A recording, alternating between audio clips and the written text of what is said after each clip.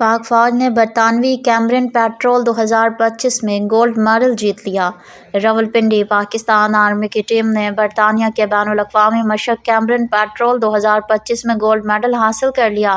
ISPR کے مطابق مشق کیمرن پیٹرول 3 سے 13 اکتوبر 2025 تک ویلز، برطانیہ میں منعقد ہوئی۔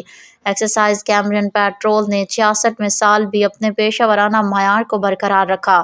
ایکسرسائز کیمرن پیٹرول 2025 میں 36 ممالک کی 137 ٹیموں نے حصہ لیا۔ پاکستان آرمی ٹیم کی قیادت کیپٹن محمد سعد نے کی۔ پاکستانی ٹیم نے غیر معمولی کارکردگی کی بنیاد پر میڈل جیتا۔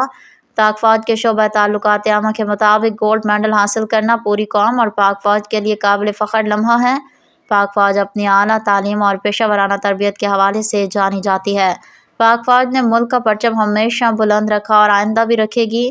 واضح رہے کہ کیمرن پیٹرول ایکسرسائز دنیا کی مشکل ترین فوجی مشقوں میں شمار ہوتی ہے۔